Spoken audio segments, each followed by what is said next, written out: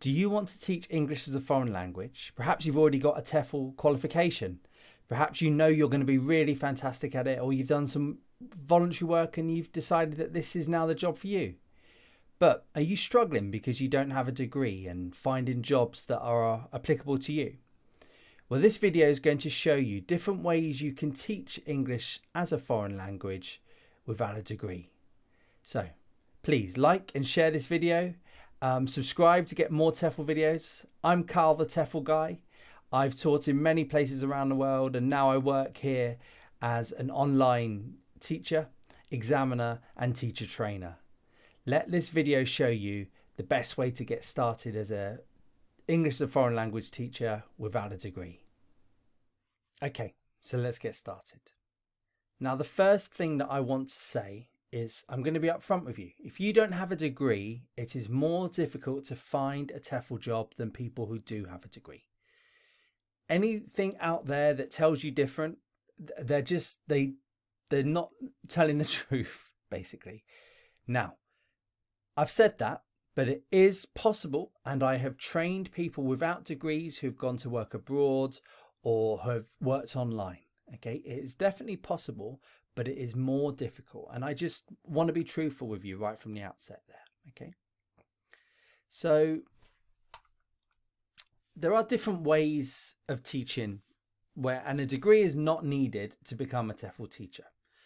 What happens is that companies want people with degrees so that they can charge more to their students. The other thing is that some countries, especially sort of East Asian countries, they put a degree as a requirement to get a working visa or a work visa, basically. So it's not really it's not really saying you've got to have a degree in order to be a teacher. It's more the logistics side of things, if that makes sense. Okay, so what are the options if you don't have a degree? The first option is to go and work online as a teacher for a company. Now, I should say these four are not in order of the ones that I think is best. These are just the ones that I've written. So you go online and work for a company. I'm going to talk a bit more about that in a second. You can work online for yourself. Another great option. Working abroad, it is possible without a degree. Yes, there are countries where it is difficult to get into without a degree. Some almost impossible, in fact. But you can go work abroad. And working in your own country is also an option if you want to become a English as a foreign language teacher. So let's talk a bit about working for an online company where they find you the students. That's basically how I'm sort of describing this. So you'll see adverts out there on various websites, and there's lots of different types of websites out there advertising jobs. I've gone through that in other videos. But you search the internet, you find a job, you apply, basically. I'm not going to go into it a bit now about how to apply. I'm going to talk just sort of give you a general overview of what you need to do. You go get you see the job, you apply for it. And there are certain restrictions that these companies want, and you will see adverts where they want people with degrees. There's no lie about that. They want people with degrees, and you'll see most of the adverts want people with degrees. As I said, that could be a restriction on their country, even while working online. Okay. It could also just be a marketing tool that they can say to their students, look, our teachers have degrees. Okay. Because degrees are still, rightly or wrongly, held in high regard in many, many places around the world. What do these companies want if you see one where it doesn't say you necessarily need a degree? So if there's nothing in the advert saying degree holder needed, then go for it. But what they do want, and they will check if you're going to go work online for them, is a reliable internet connection. They will do a test of your internet connection. Usually it's done through Skype or Zoom, something like that. You share your screen, you go on a website and show them your internet speed. Okay, it's a key part of it. They also probably want an accredited TEFL qualification. So they might not need a degree, but they will want you to be able to show that you've got a TEFL qualification. Okay. They also probably want, they definitely want, really, I hardly ever not see this, is a good level of fluency in English. Now, if you're a native speaker, that's fine, that you don't need to necessarily prove it. But if you've got, if you're not a native speaker, if your English isn't your first language, then you will probably have to prove it to them somehow. Now, goes on to another thing that I see on job adverts where they say you need to be a degree holder and a native speaker.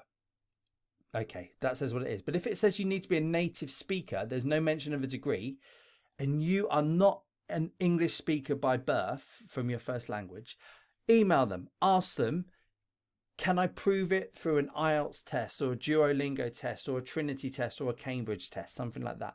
If you can prove you've got a high level of English, they might take you on as a native speaker. How do you stand out then? So people with a degree and a TEFL qualification, same level of English as you, applies for a job. You apply without a degree and you don't get the job because they give it to the person with a degree. How could you stand out a bit? You can stand out by having higher level TEFL qualifications. So many companies such as the TEFL org, for example, offer add-on modules at higher level on top of a basic 120-hour TEFL certificate.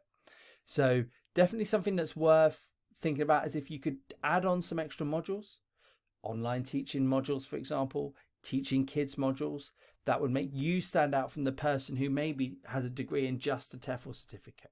Something to think about if you can afford the time and the money to do it. The other thing is to get experience. A lot of people go into TEFL with no experience whatsoever. It's normal. Everyone starts somewhere. Companies might be more willing to give work to people with experience and a TEFL certificate instead of people with a degree in a TEFL certificate and no experience.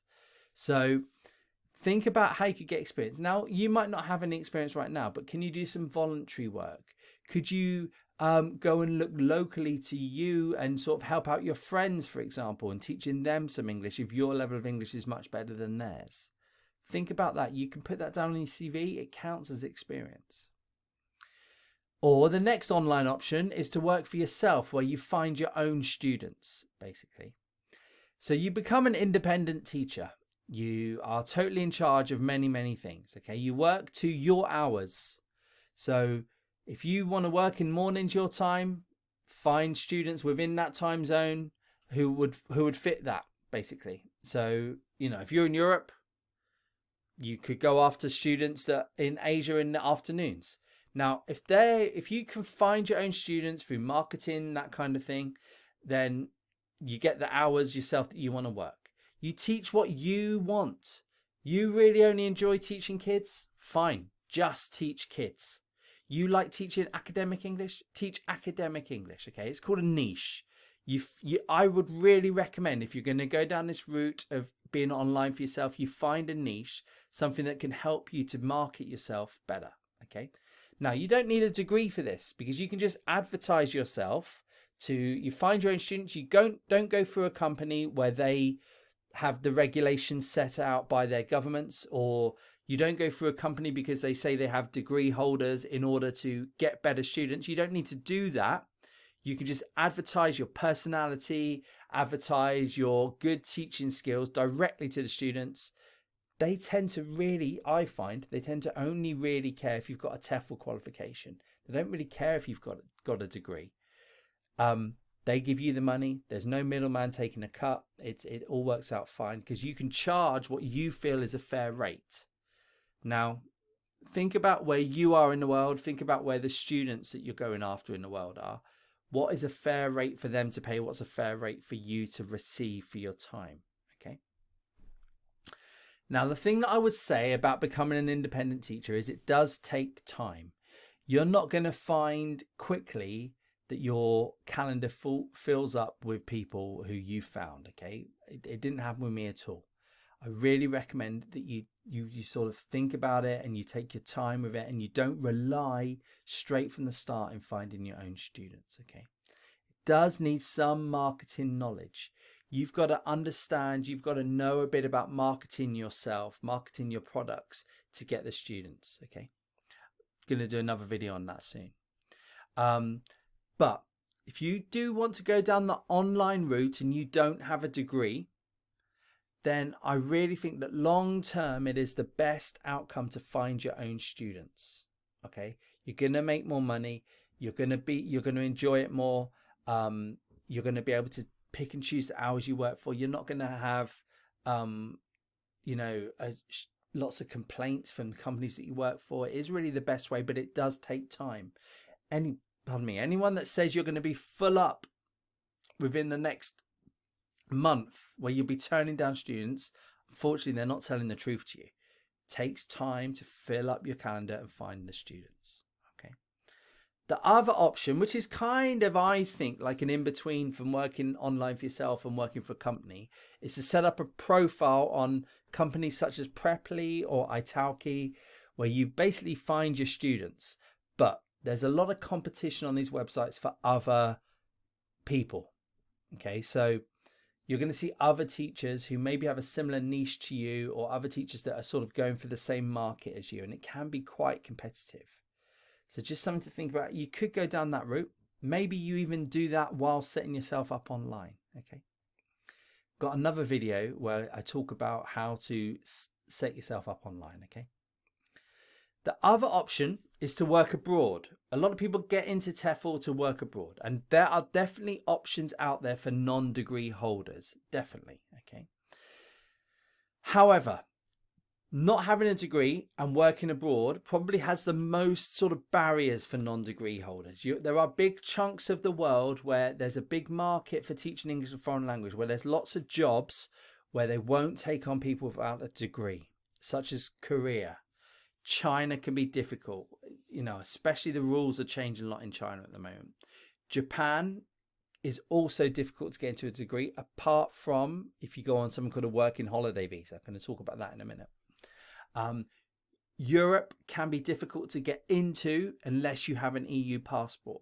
If you have an EU passport, brilliant. Change countries, move to different countries in Europe, perfect. Okay, but it can be very difficult. There are visa restrictions made by the governments, not by the companies, made by the governments. And companies can't get around that. If they want to employ someone from the UK to go work in Korea, the Korea government says, has that person got a degree? No, sorry, they can't come work for you. All right. So it's visa restrictions from the governments. But these are some of the good places to go if you don't have a degree. Okay. So first of all, Europe, if you've got an EU passport, it is difficult to get into Europe without a degree to teach TEFL. Okay. However, if you're, for example, in Poland and you've got a degree, and you've got a high level of English. Sorry, let me start that again. If you're in Poland and you don't have a degree, you can get work in Spain. You can get work in Italy, for example. Okay. You know, similar, like German people who want to go work in Spain, want to go work in Italy. You don't have a degree, fine. You'll find work in those countries. You also find a bit of work in Portugal. You might find work in some of the Eastern European countries if you fancy going there. Lots of work, and generally they just want a TEFL qualification. They don't really want a degree. That's in language schools. Okay, different slightly to go work in a high school or a primary school. The other option that you might not have thought about is going to Russia. A lot of options there for people who don't have degrees. Okay. Central and South America is also one of the other places where they'll take on people without a degree. Now, there are chunks of South America where it is quite difficult without a degree. It's even quite difficult with a degree. So, for example, Brazil is quite difficult to get work in unless you're there already. Same with places such as Argentina. However, somewhere like Colombia, you might see adverts for Colombia abroad, for example. Venezuela, although it's a bit tricky in Venezuela at the moment. Costa Rica, Mexico. These places, they do advertise for people without degrees. It's not really such a strong requirement as it is in parts of Asia. Cambodia is a place in Southeast Asia where you can work without a degree. Think about going out there. It's a beautiful place. I've spent some time there. You'll really like it. You'll see jobs advertised out there. You can apply, go for it. The other option is if you've got a few quid, you just go out there and find work yourself. Okay. Cambodia is one of those options. Japan, love Japan. Great time I had out there working. You can, if you want to go if you're in a different country outside Japan, you want to go to Japan, very difficult without a degree to find work beforehand. However, they offer something called the Working Holiday Visa. This is a visa that allows you to go to Japan, and when you're there, you find work and you can work there legally. I know plenty of people that have done that. There's lots of language schools that are crying out for people, especially outside of Tokyo. So that could be a big option for you. Go to Japan on a working holiday visa. The final option, which I really don't recommend unless you really, really, really have your heart set on a country where they want a degree and you really want to go there because they say you need a degree but you don't have one, is to go and work on a tourist visa. So how does this work? You book your flight to the country you want to go work in. You get there and you find work yourself. Now, that if you don't have a degree and the rules of that country are you need to have a degree, what they'll do is they'll basically you'll have to find a company that is willing to go around those rules and take you on. I think that's quite high risk. You could get found out by the government, deported. You could have a company that would say, okay, yeah, we'll pay you, but actually they don't. And then they'll say, well, what you can do about it, you're working here illegally. But I do know plenty of people that do it. So it's something to think about if that's something you really want to do. You've got to have a few quid up front yourself to do it, a few $1,000s, a few £100, whatever it might be, to pay for flights, to pay for accommodation. Whereas if you go down the legitimate route of working in Europe or Cambodia or Central or South America, they might pay for your flights, they might pay for all your accommodation, that kind of thing. There's much less risk in it.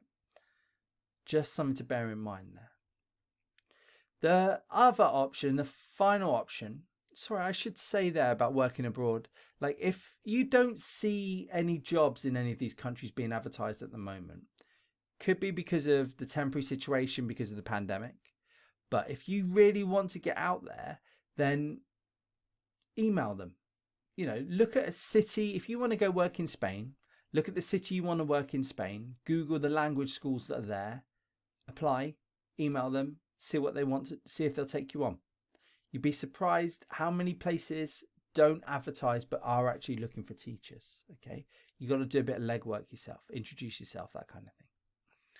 The final option is working in your own country. And believe it or not, wherever you are in the world, there are people around you learning English. You just don't know it. In your town, in your city, there are people learning English. You might know it, you might not. Okay. Look for language schools near you. Look, they will either be working face-to-face or they'll be working online, depending on the situation, but they'll probably want teachers. Most language schools I ever know want people as cover. They want people as just to teach a couple of hours a week. I don't think I've ever worked for a language school where they're not actually wanting to recruit teachers really just on 0 hours type contracts to cover things. And contact them. See if they're taking people on. See if they want you. Because they're probably, if you're in that country already, they might not have that restriction for the degree.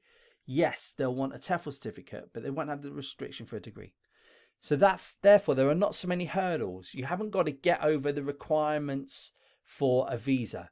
You haven't really got to get through the hurdles of lots of people applying for the same job. And some people have degrees, some people don't, and they give the job to the people with the degrees. It's not so many hurdles, okay? And language schools like to have local people that are reliable, that they can call on last minute to come in and do it, okay? That's just a matter of fact with language schools, okay? The other option is looking in your own country for local students. Think about working for Facebook groups. So I don't know, if you're in Italy, learn English, it's Italy. Italians learning English, something like that on Facebook. I bet you there's groups about that. And you go in there, you find the students, you start teaching them face-to-face or you start teaching them online, okay? Local universities and colleges, go put up some posters around student unions. Go put some posters up on notice boards in universities, colleges near you saying, do you want to improve your English? Hi, I'm local. I can meet you in this coffee shop. You can come to my flat or I will come to you. We can meet in the library, whatever it might be. And you charge them some money to learn English. Okay. It's a great way to get experience. real great way. So if your ultimate goal is to go abroad, but you want to get some experience that will help you to get some of those jobs abroad, for example, it's a fantastic way locally to get experience. Okay. Now, I do have some final thoughts, and it is the first thing I want to say is it can be done. If you want to work as a TEFL teacher without a degree, it can definitely be done. But there are going to be things that you'll see that will get you disheartened. Okay, you'll see lots of jobs being advertised for people with degrees. You'll see countries advertising for people with degrees, and you don't have one. It's easy to get disheartened. Just really don't. Okay, COVID has closed, but it has also opened many opportunities. So it has closed opportunities in China for people without degrees, but it has opened more in Europe if you've got that. It has opened more in Central America because lots of people have left who already worked there, for example, to fly home. If you've got, and you know, if you feel like you want to go work abroad, fantastic. There are definitely opportunities out there, and COVID has opened some of them for you. Okay, be flexible. Okay, don't think, oh, I only want to go there, I only want to teach kids.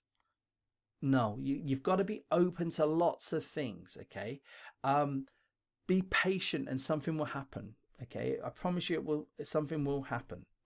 You will find work if you've got a good quality application, if you've got a good level of English, if you are introducing yourself nicely in the welcome videos they want you to do, you will get work in time. Okay, but if you've got work now and it's a steady bit of work, don't give up that job if I was you to go straight away and be a TEFL teacher.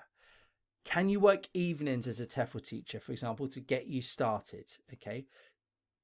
Even if you get a job, if you see a TEFL job and you apply for that job and you get that job and it's abroad somewhere, you know, be realistic about how long it might take to sort out the visa process, how long it might take to get everything up and running. Could COVID then strike again somewhere else and you can't go there? All right. Leave it as long as you can in the current job until you're really sure that this is what you want to do and you feel like you can make a living from it. Okay.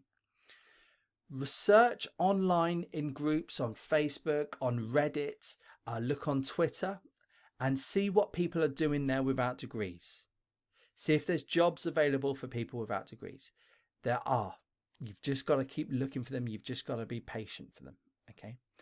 Don't listen to the negative Nellies. Don't listen to the negative people that are typing away in the group saying there's no jobs for people with degrees. Without degrees, sorry. There's no job. The pay's bad. Do you know what? The pay will be less than for people with degrees. It will. But there are jobs out there and maybe you're happy to work for that. Go for it. Take your time and just think about it. The other thing I would say is think about doing different ways. Could you go work online for a company while also working locally for a local language school?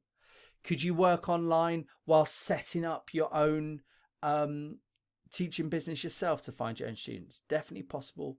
Definitely can be done.